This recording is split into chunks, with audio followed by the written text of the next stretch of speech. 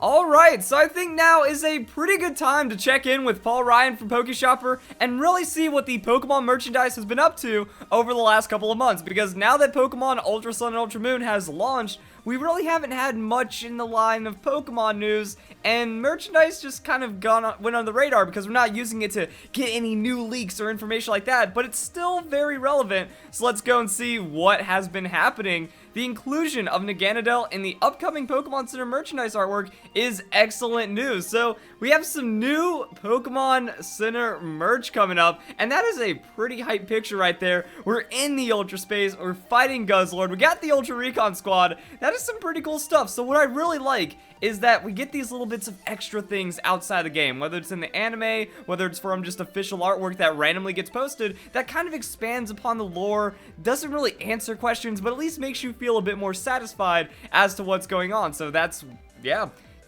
that's just the Guzzlord's Ultra Space, where everything's been destroyed and devoured after the nuclear, or not even nuclear, just after the power plant disaster. So that's pretty crazy. And then Naganadel, just chilling right there. So Naganadel being on the left, looks like Poipole evolved from the Ultra Recon Squad and is like ready to fight or something. I don't know, because they don't seem to be worried about the Naganadel that's right next to them looking threatening. But Naganadel being in the merchandise artwork, hey, that means Naganadel stuff is going to be coming out. Pretty neat. So that brings us back to what we saw in the past. Now, don't worry, guys. I'm not going to talk about old news. Paul Ryan, he actually went to the, I believe it was like a London Toy Expo, and he got to see what's going on with the Wicked Cool Toys Pokemon, as well as the Tomy Pokemon upcoming stuff. So that's what a lot of this video is going to focus on. But I did want to kind of like dial it back a bit, because remember when we had all of these question marks and all of these things from the toy catalog, and we were trying to figure out what was going on, and it turned out to reveal some of the new forms, new Pokemon, and ended up being really trustworthy as to at least some speculation that there's more to Pokemon Ultra Sun, Ultra Moon than people initially thought, bringing more than we've seen for any enhanced version. Well, remember, guys, those had some really late timelines. Like, we were looking at, it's like, oh, cool, this Ultra Sun, Ultra Moon figure that we are trying to speculate a new Pokemon over, that's getting released in, like, March or April. So maybe that means that's going to be a new Pokemon that ends up getting a later release because of it. Because we have this right here, you know, the Buzzwole figure hasn't even been released yet. What do we have for Nihilego, Tapu Bulu? So, yeah, these were, like, late December. So we got the Nihilego, we got some of the legendary Pokemon as well, but then there's other Ultra Beasts that haven't gotten their figures released. That's February 24th, and then we can go all the way down to Poipole. So the Poipole, that's March 31st, 2018. So it actually makes a lot of sense that we're seeing other Ultra Beast merchandise, especially for some of the Ultra Beasts that were revealed in Pokemon Ultra Sun and Ultra Moon. So we have like Poipole and stuff. I guess there's not much on the Stakataka or the Blacephalon at this time, but it's good to see that it's all kind of coming together, guys. We're starting to get into that time frame where all of these other figures are starting to be released, and then new ones are being announced that could snowball into new information. So I think that's pretty cool right there.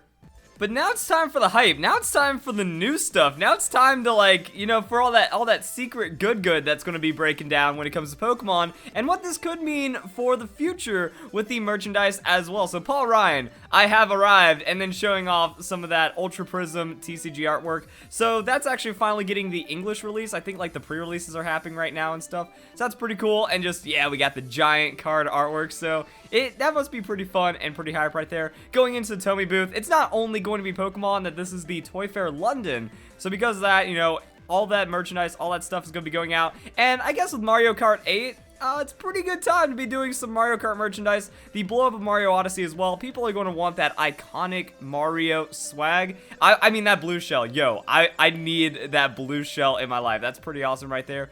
Too many figures to mention. I'll update the site shortly with plush images. So this guy's showing off all kinds of crazy things that are being revealed.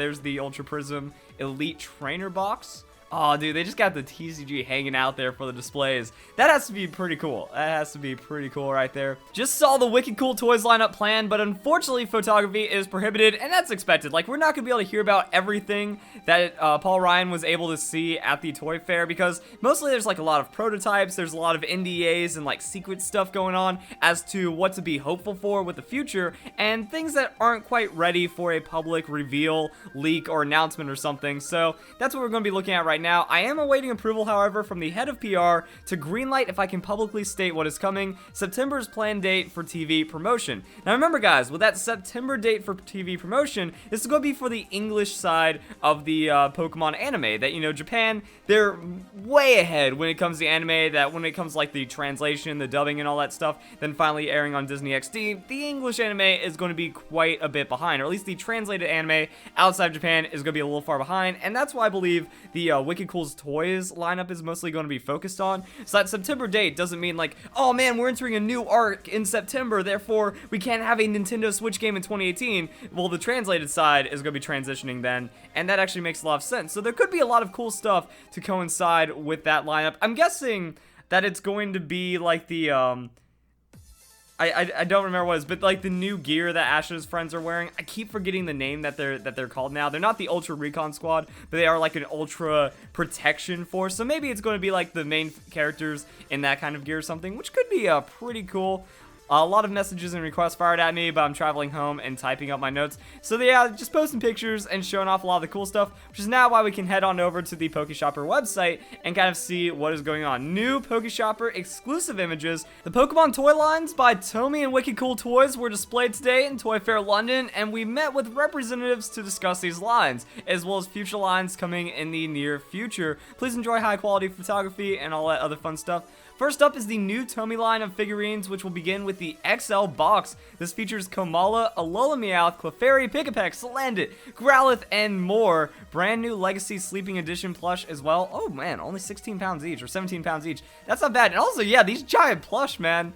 This stuff looks pretty cool. Now, what I've been really excited about over the last couple of years, that I was really sad about, you know, years before, is that it didn't seem like we were getting enough Pokemon merchandise. That as I worked Toys R Us as my first job back when I was 18, so 6 years ago, or almost 6 years ago, when I was working at Toys R Us, we just had like the tiniest Pokemon section, and it broke my heart because we had the foam Pokeballs, we had like couple figures that were way overpriced, and then the generic box of plushes that you can even find at Walmart these days. So I was really sad that there wasn't a lot going on with Pokemon merchandise back in the day for like the 5th generation and stuff like that. So it seems like, you know, Pokemon, it didn't have that huge boom that it had like in the late 90s, early 2000s, where Pokemon took over the world and we had Pikachu on the cover of Time magazine, and there was merchandise everywhere. Everyone was just buying all kinds of crazy, stupid things back then, and then it just dropped off over the years as Pokemon faded. But it looks like Pokemon kind of came back pretty strongly, especially with Pokemon Go. So the merchandise support has been a lot better outside of Japan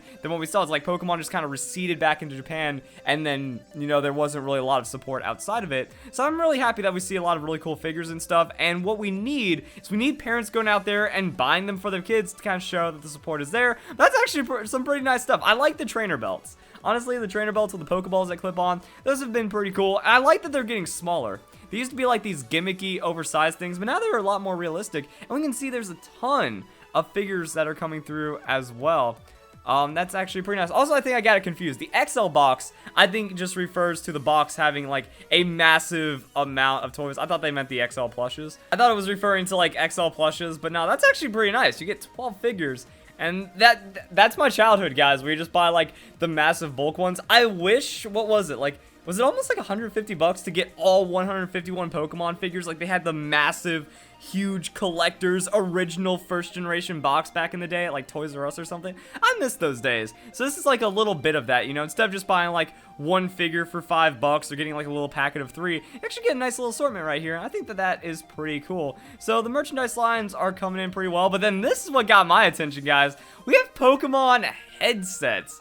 Those are pretty cool. Now, naturally, you can see that they are for kids. You know, we have kids' headphones, max 85 decibels, learning devices compatible as well. And they do seem kind of like cheap and kid-like. Then there were also these headphones, and these look pretty cool, and also they seem a little more promising to be like better quality and stuff, because the kids headphones were 3 to 8 years. This is 8 years plus. I know there is a problem that whenever you're buying like brand headphones, you're most likely not getting the greatest deal on the greatest quality, but those look cool. It says trainer on the side. It's got that nice like metal wire kind of aesthetic to it. Very, very simplistic. Some Pokeballs. I think that's pretty awesome. I'm really excited about that. So yeah, We're just getting that generic, hey, this is Pokemon stuff, go buy Pokemon stuff kind of merchandise, which is pretty nice. Pokemon OTL headphones were also on display at the event, which are designed for young children, but range to adults too. These include the Alolan Star designs, Jigglypuff, Pokeball, Pikachu, as well as others in the future.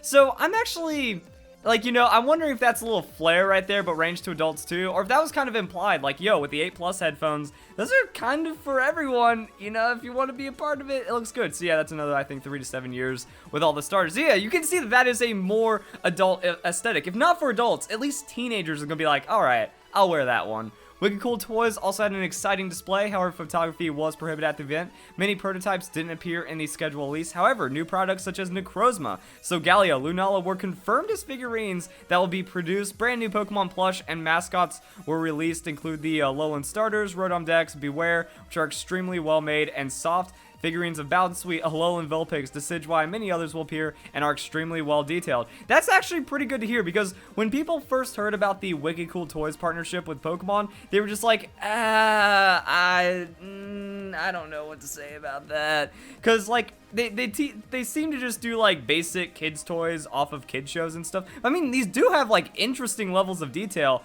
for what they are. Like, they show the characters pretty well.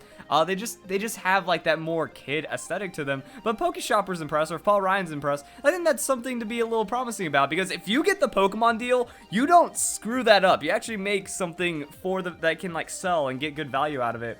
So I think that's something to look forward to. And then we just have other random news. Alolan Muck, several other characters also plan to get a figure and plush form for the first time. So that's pretty nice. Like, yeah, Alolan Muck.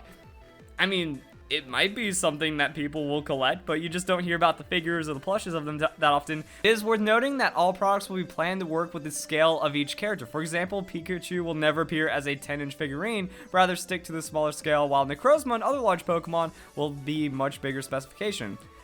Man, we've now made contacts with the company, and any images or reveals coming in the future will be posted here. Enjoy. So there we go, guys. That is what is going on with Pokemon merchandise and Pokemon news right there. I recommend that you follow Pokeshopper, follow Paul Ryan on Twitter, keep up with all the merchandise and stuff, because if you like cool Pokemon stuff, this is your place to get cool Pokemon fix. We got like the sleeping Pokemon plushes as well. I think that's pretty awesome. And there's also going to be an update that we can see.